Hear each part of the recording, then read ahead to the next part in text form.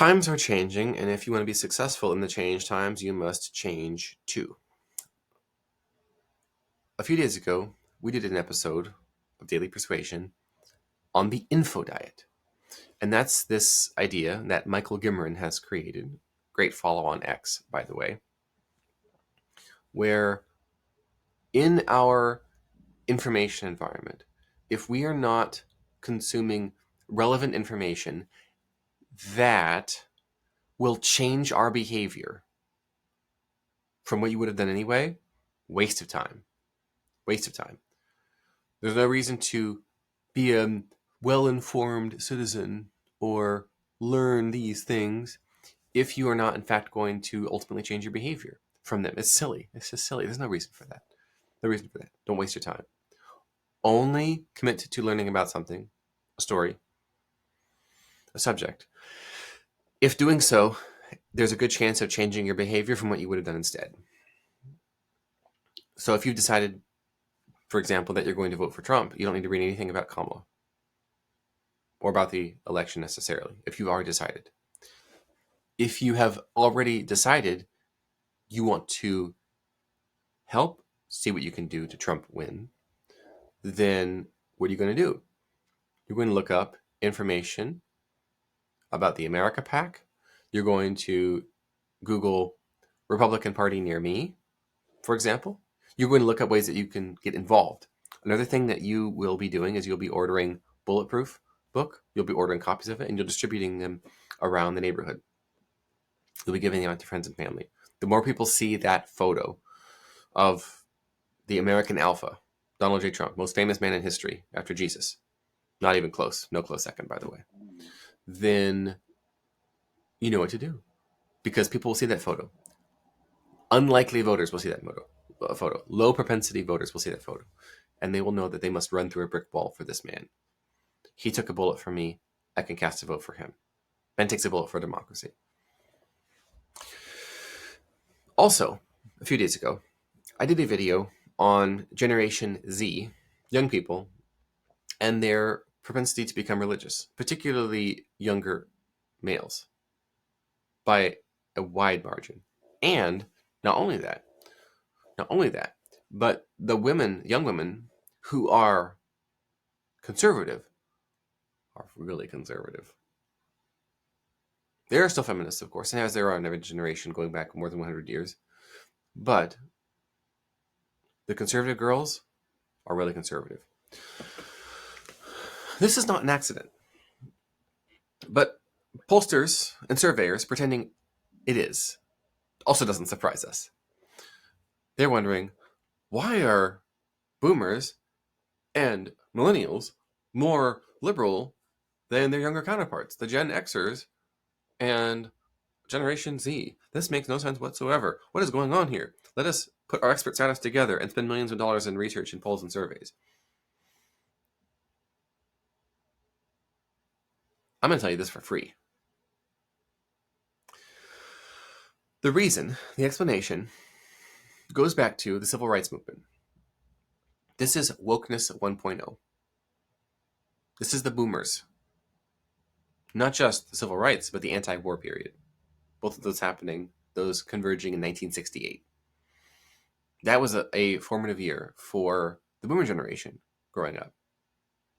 And they bore witness to affirmative action, to the pill in 1961, the summer of love in 67, the sexual revolution, the Vietnam draft, rebellion against perceived tradition, the throwing away of the old ways, the burning down of the Chesterton fences. If you're not familiar with Chesterton's fence, it's a metaphor by Chesterton, the great Christian philosopher. If you come across a fence on your property, don't tear it down until you know why it was there in the first place. And that's the 1960s. That's tearing down every social immoral fence that they could possibly find, that they could get access to, beginning in 1961. And then continuing in 1964 with the Supreme Court deciding that prayer needed to be removed from schools. And then we had affirmative action, Great Society. We had all these things that happened all at once. All of this is Wokeness 1.0. Who are the boomers' kids? Millennials. It's ancestral memory. It's in our DNA. Really, think about it. You got kids growing up who later have kids themselves in the 80s and 90s when they're 20, 30, early 40s, but mostly in their 20s and 30s, who now grow up into the next period of wokeness when they become adults. We saw the anti-war period following 9/11 and the incompetence of conservative Republicans during that period.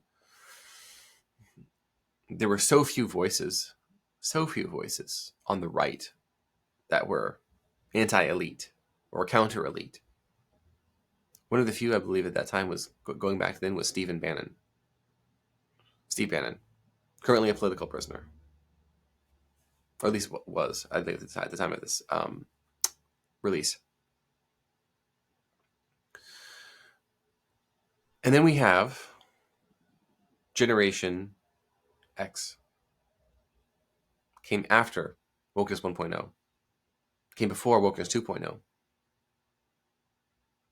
Millennials saw anti-war, and then the Obama, and then Black Lives Matter, and all that. Those are formative experiences. And it maps perfectly onto what the boomers witnessed, doesn't it? But the sexual revolution was a gender revolution for the millennials. The elimination of gender roles, gender differences, even. The transing and queering of the youth. The sexual revolution was about women's liberation. The gender revolution has been about liberation from heterosexuality, from being straight, from being fertile and having children in a marriage between a man and a woman. Think about it. It maps. It maps. And so fewer people are getting laid than ever before. Fewer children are being born. More people are identifying as not that. And it's going wild. But it maps. It maps. Wokeness 1.0, Wokeness 2.0. Generation X and Generation Z missed it. They had their other issues going on. Generation X was seen as sort of the black sheep generation, if you know anything about generation studies. The black sheeps. And they are a bit more cynical, a bit more pessimistic, just want to have fun. Latchkey kids, independent attitude. The first generation that had the highest percentage ever of divorced parents. A lot of them raised themselves. And they did so before the internet did much affecting on them. Gen X came of age right as the internet was coming out. And so you had some of them who were like chat rooms, and where the internet was, you to use the internet, you would, in some cases, you would call a website. Correct me if I'm wrong. I came in the internet just after this. I was using computers, but we didn't have internet connection yet. This is the mid 90s. Playing that space pinball game. Can't remember what it's called, but there were websites that you would call from your phone to get information from a website. Imagine that. Just imagine calling a website.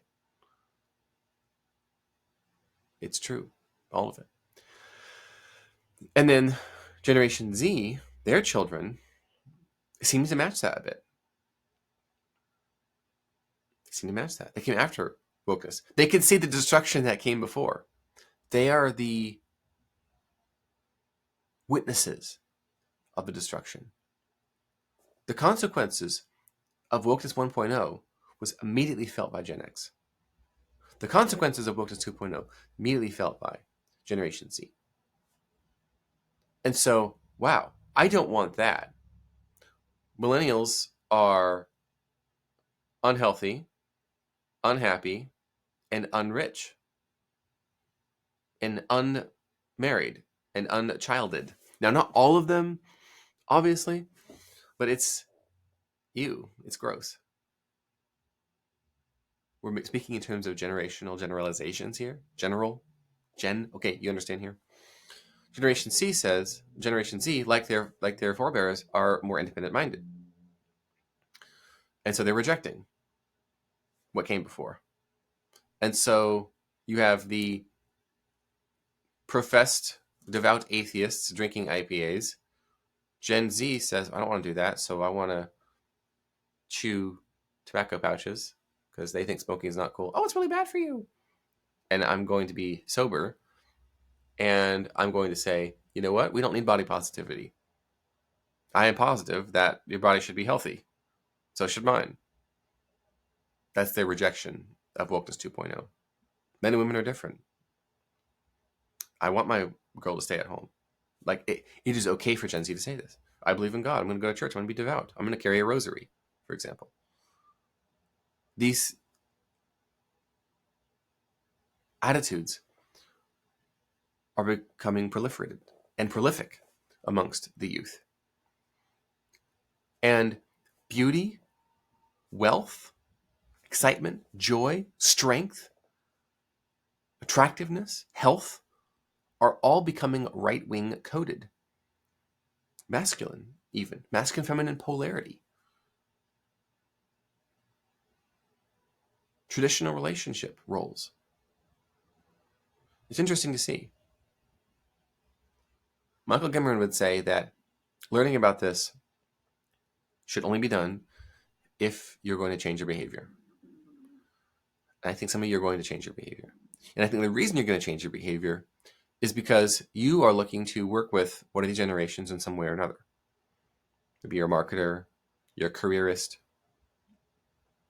you want to get a job, you want to start a business, you want to grow a business, you want to hire people for jobs. Understanding the wokeness, generational dynamics explains a lot. But the fact that Gen X and Gen Z saw the consequences of wokeness 1.0 and 2.0, that says a lot too. So if you are in any way working with members of the generation, understanding this will in fact change your behavior. How will it change your behavior? Well, you don't want to be cringe if you're talking to Gen X or Gen Z. Don't be cringe. Be truthful. Risk being offensive. It's okay to say words that offend millennials if you're Gen Z.